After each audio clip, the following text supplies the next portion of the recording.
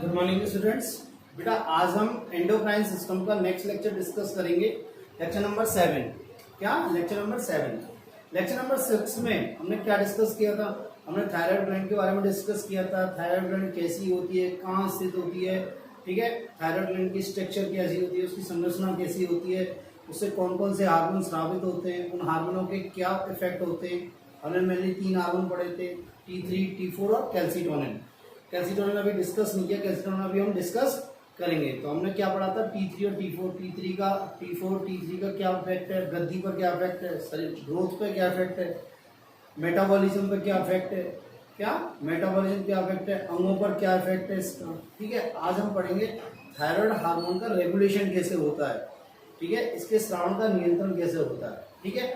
यदि मान लो हमारे ब्लड में T3 और T4 का लेवल घट जाता है, T3 और T4 का लेवल घट जाता है, मान लो हमारे ब्लड में T3 एंड T4 का लेवल घट गया, तो ऐसी कंडीशन में क्या होता है बेटा? हाइपोथैलेमस एक्टिव होता है।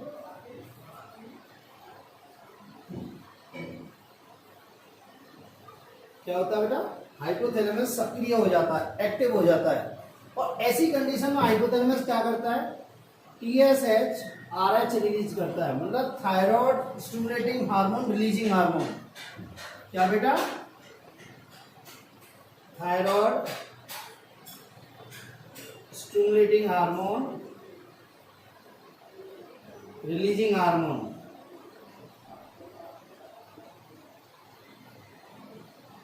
इसको क्या करेगा? इसको स्रावित करेगा। बात क्या हुई? जब T3 T4 की मात्रा ब्लड में घटी तो क्या एक्टिवेट हुआ?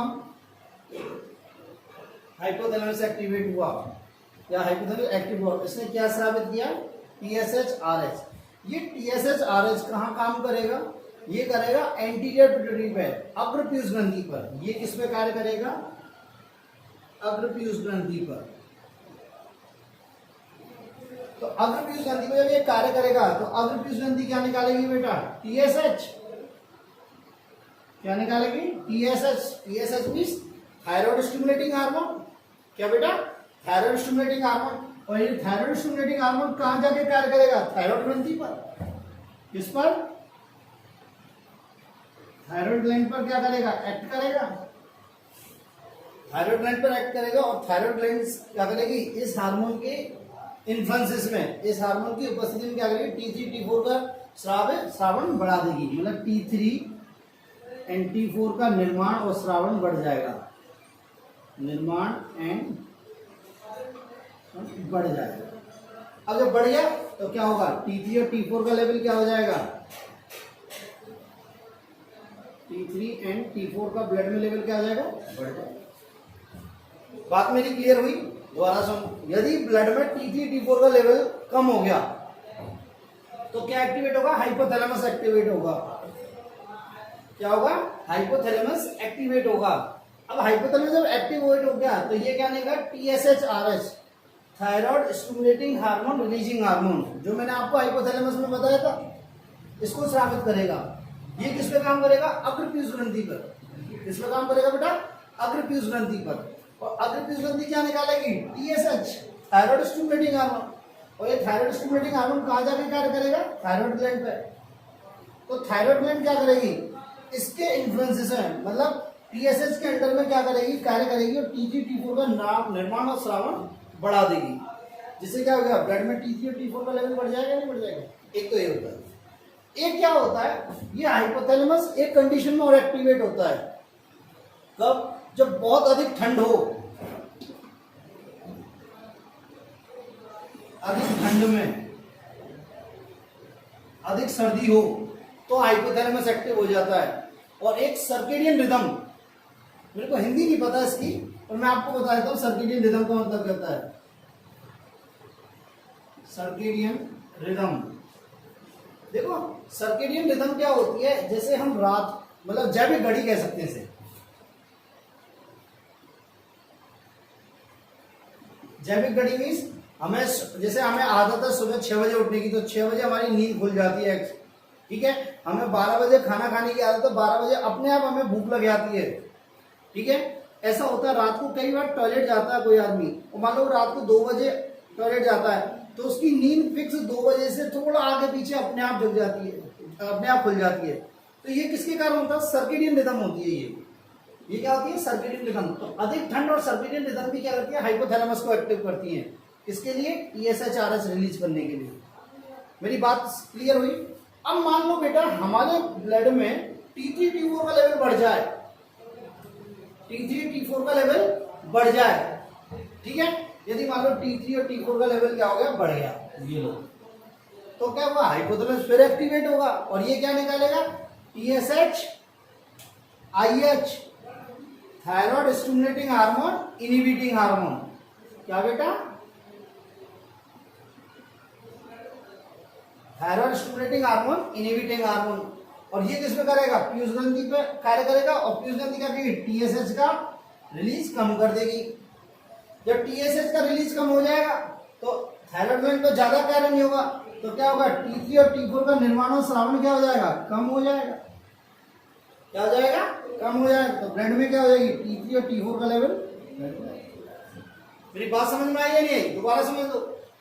यदि हमारे रक्त में T3 और T4 का लेवल बढ़ गया, अब हमारा मकसद क्या है? हमारी बॉडी के सिस्टम का मकसद क्या है? कि लेवल को कम करना, मतलब सामान्य करना। तो ऐसी कंडीशन में क्या होगा? हाइपोथैलेमस फिर एक्टिवेट होगा और ये क्या निकालेगा? ये हटा दो इसमें। हाइपोथैलेमस फिर एक्टिवेट होगा, एक्टिवेट होगा तो क्या निकालेगा? TSH IH, thyroid stimulating hormone, inhibiting hormone. और ये किस पर कार्य करेगा? अग्रपीयूष ग्रंथि पर। अग्रपीयूष ग्रंथि क्या करेगी? TSH का रिलीज या TSH का स्राव कम कर देगी। जब कम कर देगी तो ये क्या करेगा? थायराइड ग्लैंड पर काम नहीं करेगा। थायराइड ग्लैंड पर काम नहीं करेगा तो क्या होगी? T3 T4 का निर्माण में श्रावण क्या जाएगा? घट जाएगा। तो T3 T4 का लेवल क्या जाएगा? घट जाएगा। तो ब्लड में नॉर्मल स्थिति आ जाएगी नहीं आ जाएगी? ब्लड में नॉर्मल स्थिति आ जाएगी या नहीं आ जाएगी? तो ये है आपका थायराइड हार्मोन का रेगुलेशन। क्या है बेटा? थायराइड हार्मोन का रेगुलेशन, ठीक है। नेक्स्ट आता है थायराइड हार्मोन के अतिस्रावन और अल्पस्रावन से कौन कौन से रोग होते हैं, वो अपन देखते हैं। थायराइड हार्मोन के अतिस्रावन और अल्पस्रावन से कौन कौन से रोग होते हैं?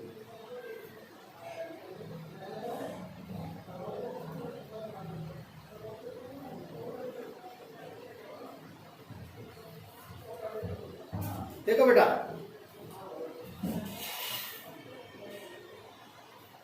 थायराइड हार्मोन के अल्पस्रावन से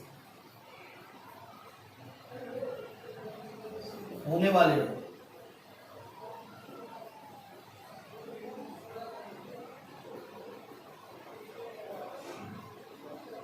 इसको इंग्लिश में क्या बोलते हैं? हाइपोथायराइडिज्म।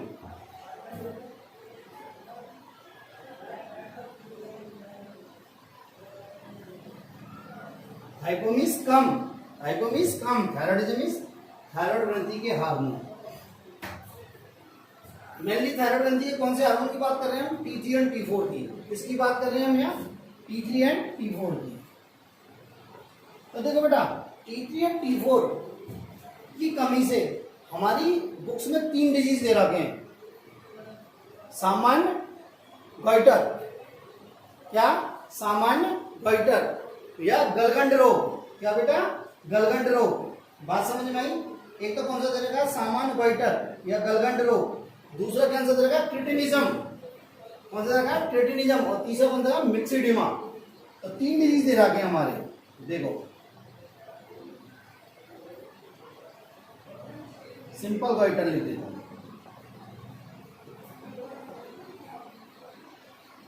या सिंपल गॉइटर या कोलॉइड गॉइटर या एंडेमिक गॉइटर।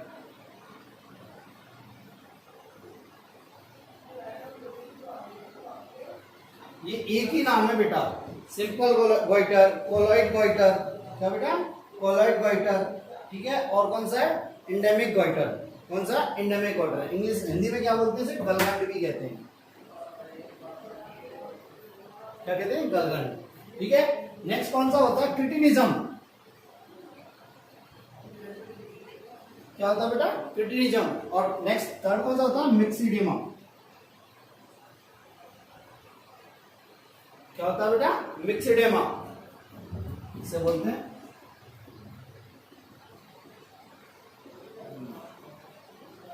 वैसे बोलते हैं क्रिटिनिज्म। क्या बोलते हैं बेटा? क्रिटिनिज्म। बात मेरी क्लियर है? T3 और T4 हार्मोन के हाइपोसिक्रेशन से, मतलब अल्पस्राव से 3 रोग होते हैं, simple goitre, colloid goitre, endemic goitre, एक ही बात है, ठीक है। गलगंड कहते हैं इसको, गलगंड, ठीक है। नेक्स्ट क्रिटिनिज्म, क्या होता है? क्रिटिनिज्म। और थर्ड क्या होता है? मिक्सेडिमा। मिक्सेडिमा, बात क्लियर है? कौन सा बेटा? मिक्सेडिमा, ठीक है। देखते हैं अब, पहला देखते हैं सिंपल गोइटर।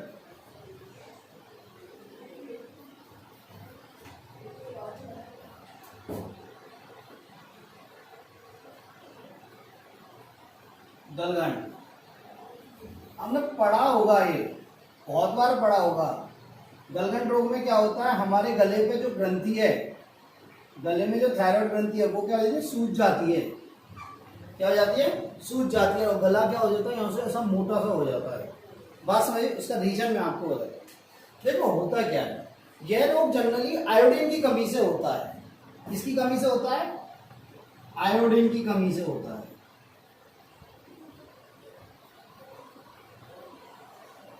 अब मेरी बात सुनो, क्या होता है? देखो, ये आयोडीन जो होती है ना, आयोडीन, ये आयोडीन किसके लिए आवश्यक है?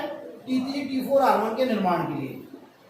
T3 एंड T4 हार्मोन के निर्माण के लिए आवश्यक है। और इसका स्रोत क्या है? इसका स्रोत है हमारा खाना, डाइट।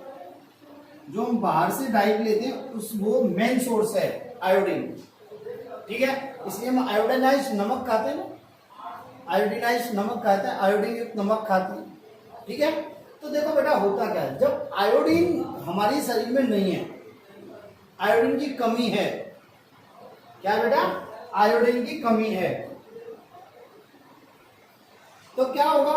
T3 T4 हार्मोन किसको? थायराइड ग्रंथि को T3 T4 हार्मोन निकालना है, तो वो क्या करेगी? आयोडीन को सर्च करेगी, तो वो आयोडीन का अवशोषण करने के लिए क्या हो जाएगी? आकार में बड़ी हो जाएगी। आयोडीन का अवशोषण करने के लिए आकार में क्या हो जाएगी? बड़ी हो जाएगी। और जब बड़ी हो जाएगी तो उसको क्या बोलते हैं? गलगंड। तो क्या आयोडीन के अवशोषण के लिए थायराइड ग्रंथि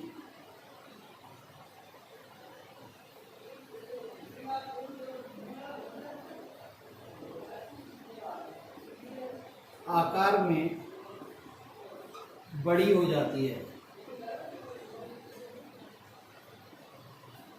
सूज जाती है, मतलब सूज कर बड़ी हो जाती है। क्योंकि क्यों हो जाती है? जब कोशिका इसलिए बड़ी हो जाती है जिससे कि वो थायराइड का अधिक अवशोषण कर सके। पर थायराइड तो है ही नहीं, थायराइड तो है नहीं है। एक्चुअली जब कोशिका छोटी है, थायराइड, हमारे शरीर में आयोडीन है, हमारे शरीर में आयोडीन है, तो आराम से आयोडीन है, तो क्या वो आराम से अवशोषित कर लेंगी। अब आयोडीन की कमी नहीं है, कमी हो गई, तो कोशिका बड़ी होंगी, कोशिका क्या हो जाएंगी? बड़ी हो जाएंगी। तो इस रोग को सूज जाती है, सूज कर बड़ी हो जाती है, इसे क्या बोलते हैं? गलगंड। क्या बोलते हैं? गलगंड। एक कारण तो ये है, ठीक है। दूसरा कारण क्या है? देखो बेटा, अब देखो, आयोडीन नहीं है हमारे शरीर में, आयोडीन नहीं है, तो T3 T4 का निर्माण नहीं होगा, T3 T4 का निर्माण नहीं होगा। अब देखो बेटा, जब T3 T4 का निर्माण नहीं होगा तो हमारे रक्त में T3 T4 की कमी हो जाएगी। क्या हो जाएगी? T3 एंड T4 की क्या हो जाएगी? कमी हो गई। तो फिर क्या होगा? हाइपोथैलेमस एक्टिव होगा।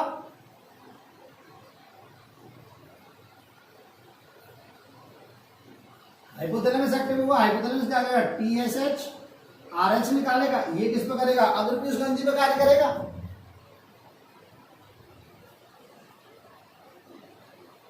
किस पे? अग्रपीयूष ग्रंथि पे कार्य करेगा। अग्रपीयूष ग्रंथि क्या निकालेगी? TSH hormone. और ये TSH हार्मोन किस पे कार्य करेगा? थायराइड ग्रंथि पे।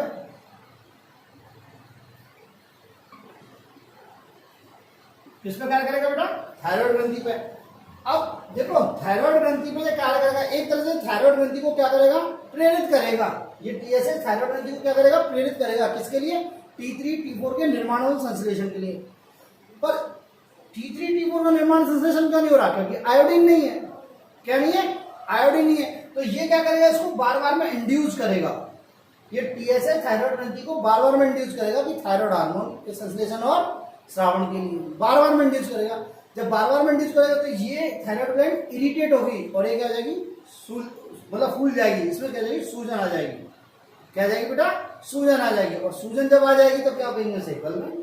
क्या बोलेंगे, गलगन। ठीक है। जनरली यह रोग आयोडीन की कमी किन में होती है, जो लोग पहाड़ी इलाकों में रहते हैं, पहाड़ी इलाकों में रहते हैं उनमें क्या हो जाती है, आयोडीन की कमी हो जाती है। पहाड़ी इलाकों में रहते हैं उनमें आयोडीन की कमी हो जाती है। क्यों, कि जो पहाड़ी इलाकों पर आयोडीन होती है वो क्या होती है, जल के साथ बह के नीचे चली जाती है। जल के साथ, बरसात में जल के साथ बह के नीचे चली जाती है। एक तो ये, ठीक है। दूसरी बात, जो लोग मतलब समुद्री फूड मतलब सी फूड खाते हैं, जैसे क्रैब्स है, फिश है, ठीक है, और समुद्री जीव खाते हैं, उनमें कभी भी आयोडीन की कमी नहीं होती, क्योंकि आयोडीन की बहुत प्रचुर मात्रा होती है सी फूड में। जैसे मछली है, क्रैब्स हैं, ठीक है, प्रॉन्स हैं, इनमें क्या है, बहुत ज़्यादा आयोडीन की अधिकता होती है, इसलिए उनमें आयोडीन की कभी भी कमी नहीं है। तो ये हो गया आपका गलगंड। क्या हो बेटा, गलगंड। बात मेरी क्लियर है। नेक्स्ट आता है बेटा गलगंड के बाद क्रिटिनिज्म। क्या आता है बेटा, क्रिटिनिज्म। सेकेंड रोग होता है क्रिटिनिज्म।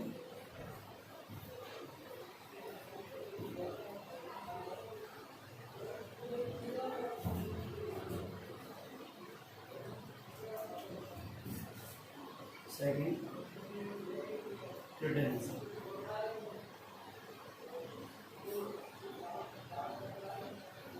देखो बेटा, यदि कोई लेडी प्रेग्नेंट है, कोई प्रेग्नेंट लेडी है, गर्भवती लेडी है, गर्भवती महिला है, यदि उसमें T3 एंड T4 का लेवल कम हो जाए, यदि उसमें T3 T4 का लेवल कम हो जाए, तो T3 T4 का लेवल कम जो हो गए तो इसके इफेक्ट, इस हार्मोन के इफेक्ट किसमें आएंगे, बच्चे में। तो इससे जो बच्चा पैदा होगा, तो पैदा होने वाला बच्चा वाले बच्चे में विकृति आ जाएंगी, विकृति उत्पन्न होगी। देखो बेटा क्या क्या विकृति उत्पन्न होंगी, जो बच्चा पैदा होगा विकृति क्या क्या उत्पन्न होंगी। देखो, एक तो उसका शारीरिक ग्रोथ नहीं होगी, शारीरिक वृद्धि नहीं होगी, मतलब वो बौना रह जाएगा। क्या रह जाएगा, बौना रह जाएगा। मेरी बात समझ में आई। दूसरी बात, वो मतलब मंद बुद्धि होगा,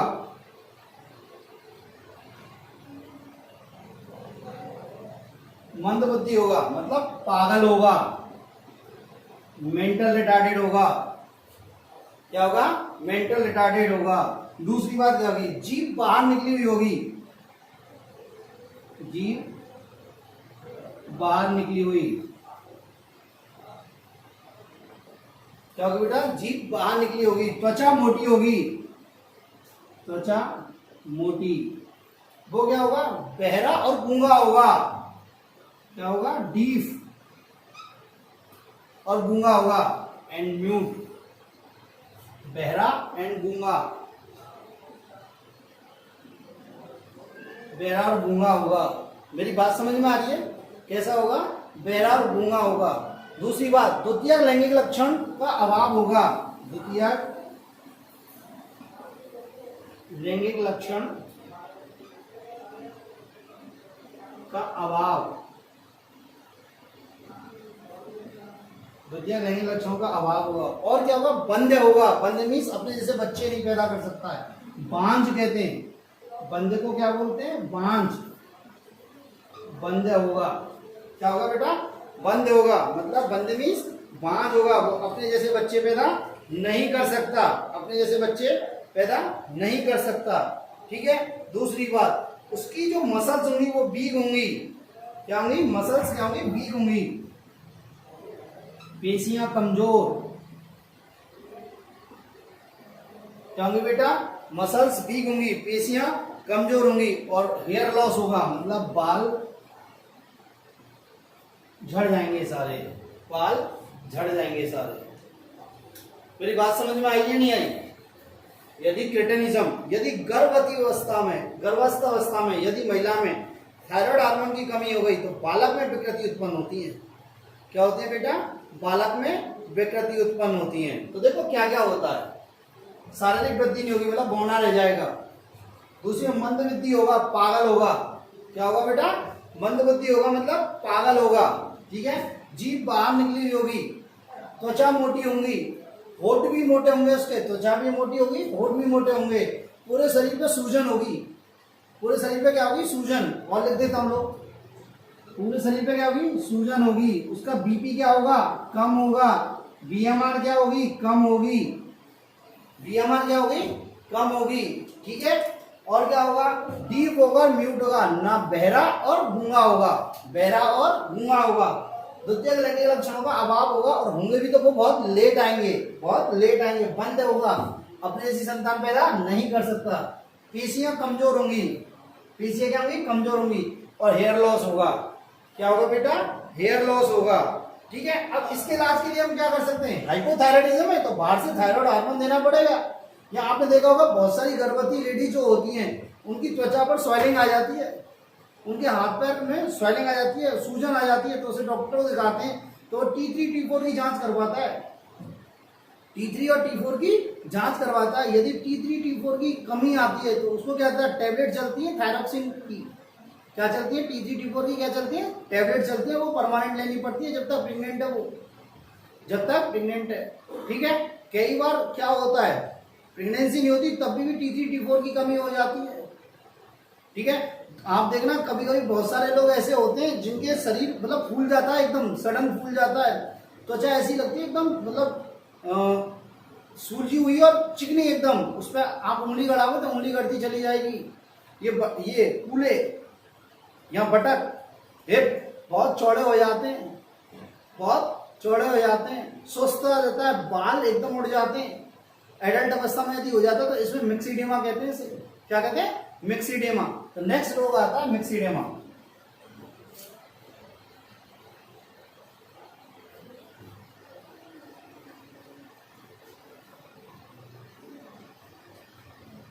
क्या होता है? मिक्सीडेमा। नेक्स्ट रोग होता है मिक्सीडेमा।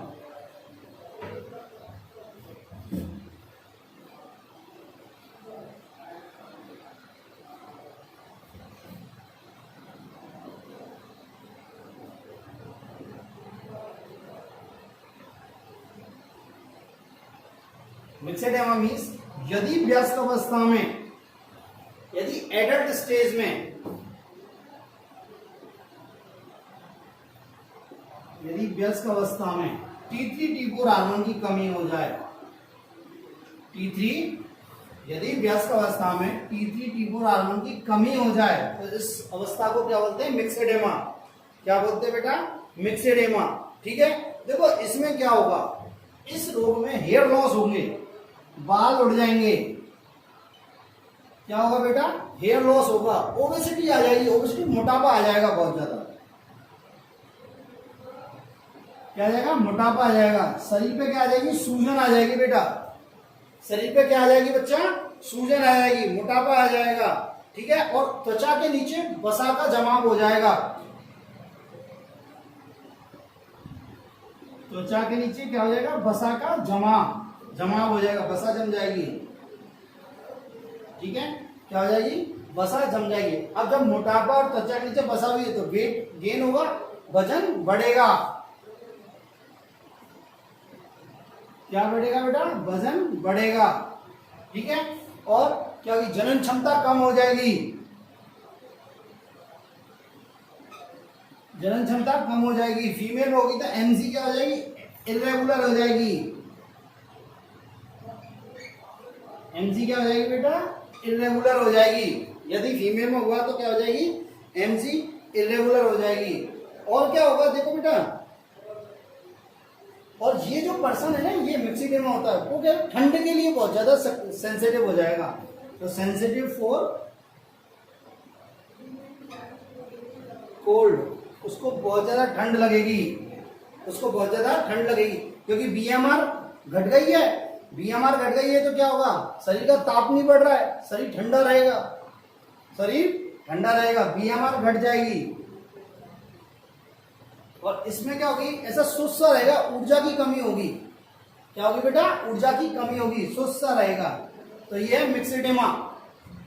क्या बेटा, मिक्सिडेमा। मेरी बात क्लियर है। वयस्क अवस्था में यदि थायराइड हार्मोन की कमी हो जाए तो ये रोग हो जाता है। ठीक है, नेक्स्ट आता है हाइपोथायराइडिज्म। हाइपरथायराइडिज्म,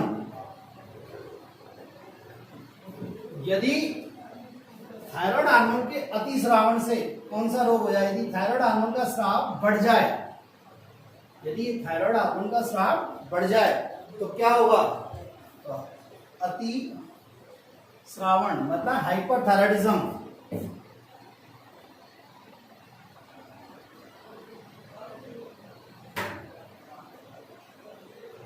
क्या बेटा, हाइपरथायराइडिज्म। तो देखो हाइपरथायराइडिज्म से कौन कौन से रोग होते हैं।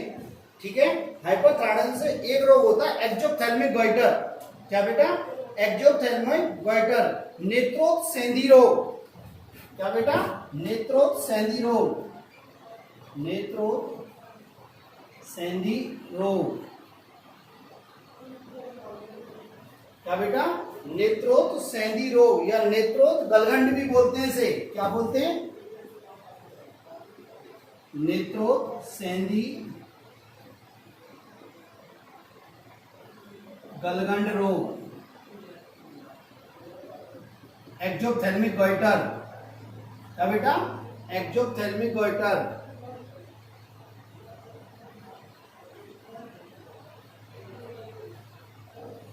क्या बोलते हैं बेटा, एक्जोप्थेल्मिक गॉइटर भी बोलते हैं इसे। ठीक है, देखो बेटा एक्जोप्थेल्मिक गॉइटर को और क्या बोलते हैं, इसको ग्रेव्स डिजीज भी बोलते हैं बेटा। क्या बोलते हैं, ग्रेव्स डिजीज, और बेस डाउन डिजीज भी कहते हैं।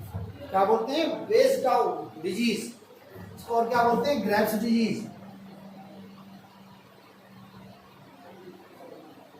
और क्या बोलते हैं, बेस डाउन डिजीज।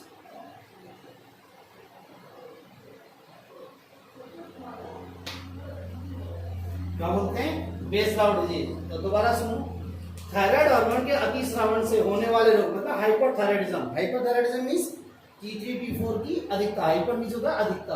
तो हाइपरथायराइडिज्म से मेनली एक रोग होता है जिसे बोलते हैं एक्जोप्थेल्मिक गॉइटर। क्या बोलते हैं बेटा, एक्जोप्थेल्मिक गॉइटर। ठीक है, और इसको और क्या बोलते हैं, हिंदी बोलते हैं नेत्रोत्सेंधी रोग या नेत्रोत्सेंधी गलगंड। इसे और क्या बोलते हैं, ग्रेव्स डिजीज और वेस्डाउ डिजीज। क्या बोलते हैं, वेस्डाउ डिजीज। ठीक है, तो देखो इसमें क्या होता है, एक्जोप्थेल्मिक गॉइटर में क्या होता है।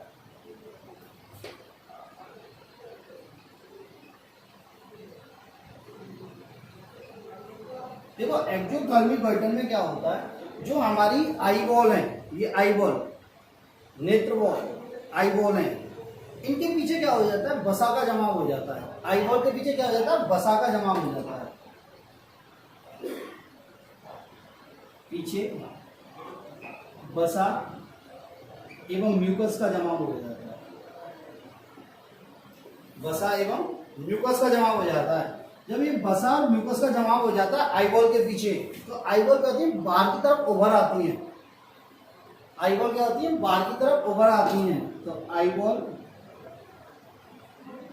बाहर की ओर उभर आती है, प्रोट्रूड हो जाती है, बाहर उभर आती हैं। अब आई बॉल बाहर आएंगी तो इसकी जो क्या होगी, मतलब ऐसा लगेगा डरावनी वो हो जाएंगी। ये कैसा लगेगा, ऐसा लगेगा डरावना, आंखें बाहर आ गई तो क्या हो जाएगा, डरावना सा लगेगा। ये क्या हो जाएगा, डरावना लगेगा। तो इसकी जो नजर होगी वो कैसी होगी, डरावनी। नजर कैसी हो जाएगी, डरावनी। क्या हो जाएगी, डरावनी। चलो आपने देखो, आप ऐसा करना, आप गूगल में एक्जोप्थेल्मिक गॉइटर डालना और उसमें जाना इमेज में, तो आपको दिखेंगी आंखें बाहर निकल जाती है, मोटी आंखें हो जाती हैं। ठीक है, तो उसे बोलते हैं एक्जोप्थेल्मिक गॉइटर। दोबारा सुन लो, एक्जोप्थेल्मिक मींस नेत्रोत्सेंधी गलगंड। इसमें क्या होता है, आई बॉल के पीछे क्या होती है, वसा और म्यूकस का जमाव हो जाता है। वसा और म्यूकस का जमाव हो जाता है, जिससे आई बॉल की बाहर की ओर बढ़ जाती है। तो जो नजर होती है वो कैसी डरावनी लगती है, ऐसी घूरती हुई नजर लगती है, ऐसी घूरती हुई नजर लगती है। तो इसे बोलते हैं एक्जोप्थेल्मिक गॉइटर। क्या बोलते हैं बेटा, एक्सोथेल्मिक गोइटर। और क्या होता है देखो इसमें बेटा बीएमआर बढ़ जाएगी। क्या बढ़ जाएगी बेटा? बीएमआर बढ़ जाएगी। बीएमआर बढ़ जाएगी, बॉडी वेट कम हो जाएगा। बॉडी वेट क्या हो जाएगा? कम हो जाएगा। बहुत ज्यादा गर्मी लगेगी, गर्मी बहुत लगेगी, मतलब बॉडी टेम्परेचर बढ़ा रहेगा, गर्मी अधिक लगेगी। क्या? गर्मी अधिक लगेगी। तो ये है आपके अतिश्रावण से होने वाले रोग, अतिश्रावण से होने वाले रोग। ठीक है, बात मेरी यहाँ तक क्लियर है? तो ये नेत्रोत्सर्गी रोग। ठीक है, नेक्स्ट रहा है आपका कैल्सिटोनिन। क्या? कैल्सिटोनिन। तो कैल्सिटोनिन और पैराथायरॉयड हार्मोन ये एक दूसरे के विपरीत होते हैं। कैल्सिटोनिन और पैराथायरॉयड हार्मोन एक दूसरे के विपरीत होते हैं। तो इन दोनों हार्मोनों को हम कल एक साथ पढ़ाएंगे। क्या पढ़ाएंगे? एक साथ पढ़ाएंगे। आज के लिए इतना ही। ठीक है बेटा, थैंक यू।